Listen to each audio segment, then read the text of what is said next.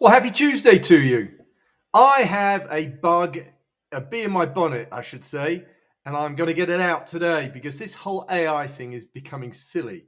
I keep reading about people being scared of AI, of seeing as a threat, of originality being dead, of still have value because I can write stuff. It's bloody nonsense. It's true that we should all be looking at AI and its impact, but to see it as a threat is ridiculous. There are too many people who are seeing it as a threat and really not looking at what it is. This is technology which is unlike anything we've ever seen before.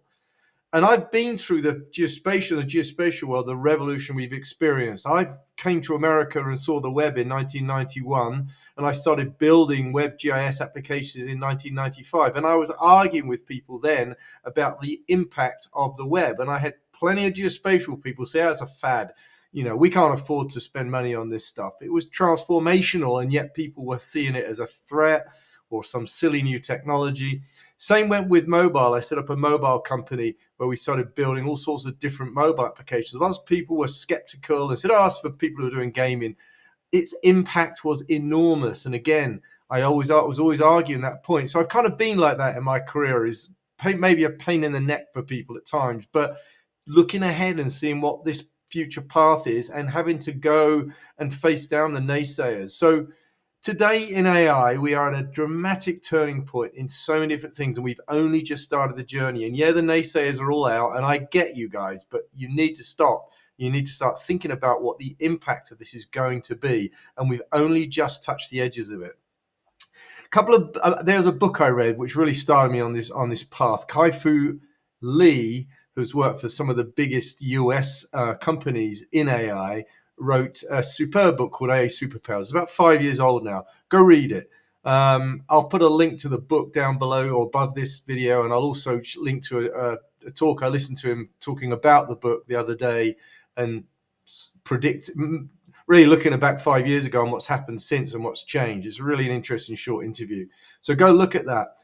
I think in our world, where I operate in the sort of geospatial world is I'm sort of a growth guy. People say, "What's a growth guy?" Well, really, I operate in three particular places.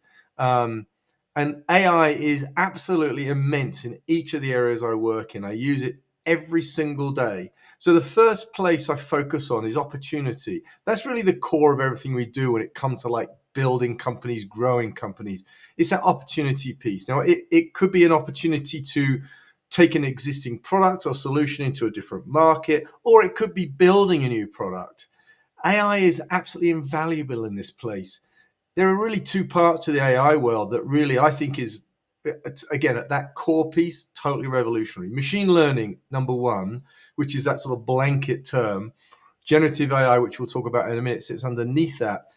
Machine learning is where we can do predictions, where we can do where we can do categorization. That's the sort of the bigger area. That's where we can actually build these algorithms to automate things. So you see it in the world of imagery. We see it in the world of LiDAR, where we're actually processing data and using machine learning, those algorithms, to make things easier.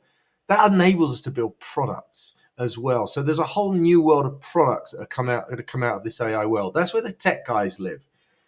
But I think what's really, really interesting in that central part where I operate is, how do you use generative AI, which is that subset of machine learning, which uses neural networks to come up with new things and new ideas. How do we use that in that central area?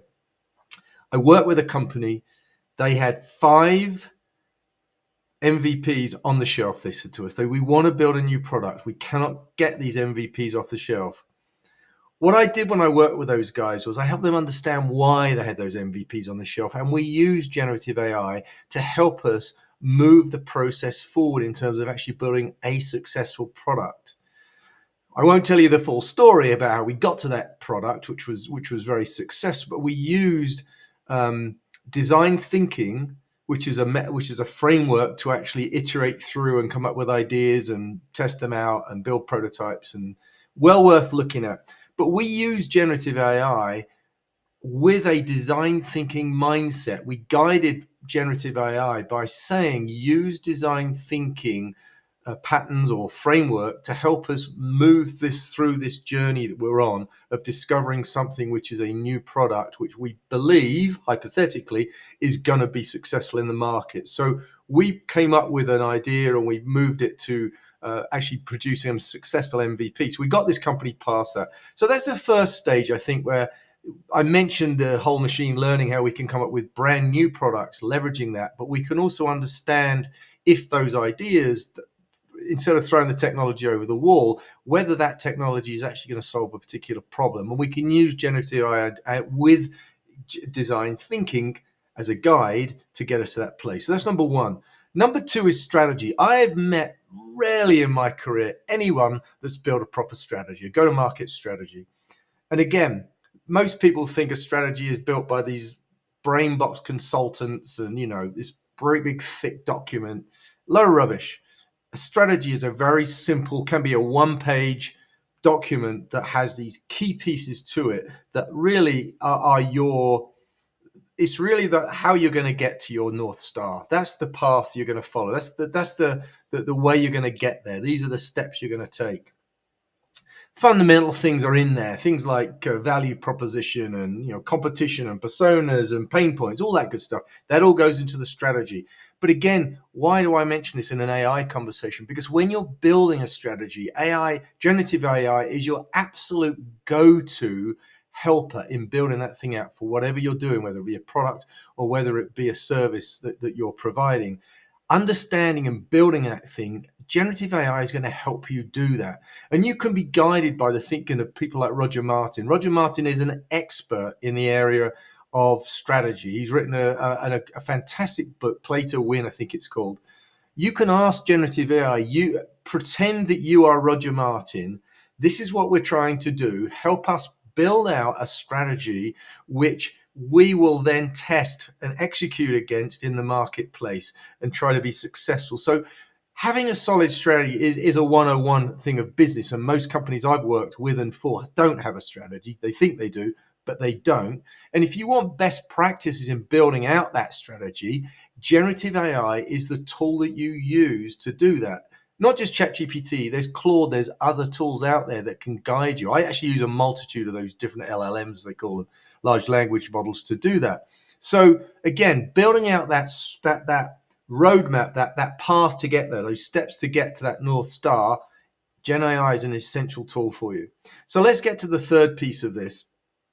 This is really the execution piece. I call this a go-to-market execution piece, or sales and marketing. And again, I've said it before, that's where the rubber hits the road.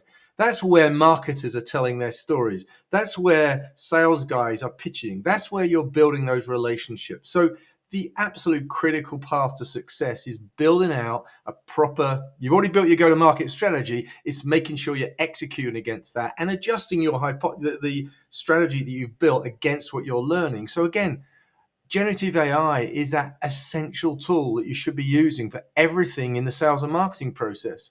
Yeah, I hear people say, I'm going to throw out there, get generative AI, get ChatGPT to write an article for me and put it out there and off you go. That's not how it works. You have to be creative in everything you do in sales and marketing. All generative AI is your expert friend to help you. I'll give you an example. So I'll do talks like this talk today.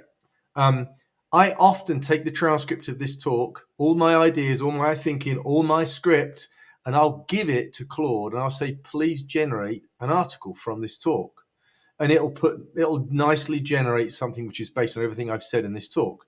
So is that bad use of generative AI? I don't think so. They're all my ideas. Has it made my life easier to put my ideas down in a readable form? Absolutely. Can I make that SEO enabled for those marketing people watching this? Absolutely. How quick is it for me to be able to do that? It's quick. This talk is the thing that takes the longest. The generation of an article is not that long. And actually, I can take pieces of this video and put it into YouTube, just snippets of this. Another short process. I can generate other content off of this. So sometimes I'll generate a why article off of this type of conversation. Other times, the how and what. Again, if you're wondering what I'm talking about, why, how, and what, I always use generative AI when I'm doing content and say, can you please think like Simon Sinek? And if you haven't heard of Simon Sinek, you must go and watch his TED Talk. You must go and read his book. Another person whose principles are fantastic. Start with Why. Here's his book. And a lot of content that I'll generate, I'll ask, if I'm getting help from generative AI, I'll ask it to reference Simon Sinek, think like Simon Sinek, and help me build this out. Again, from Simon Sinek's perspective, everything should start with the why, because you identify with your customers through that why, not through how and what you do, but why you're doing it. I have a dream, as Martin Luther King, he references, says. So I would say throughout the whole journey within the spatial business journey, machine learning and generative AI are critical. And not only just building products, leveraging machine learning, but the generative AI piece through ideation, through getting guidance from best principles, from writing and building things which are your best friend. Again, we'll go back to the marketing sales word. If you want to create an image, if you want to create a video, guess how we all do it now, or all of us. Those of us are hooked into AI. We use AI to help us. I'll generate images with AI. I'll do animation with AI. Why not? Why not? I don't have to be an expert in graphic design. I don't have to be an expert in video anymore. And it's only getting better. So just to close out, I really am not liking how much negative talk I'm hearing about AI. Yeah, there's things we have to worry about. Yeah, there are some concerns.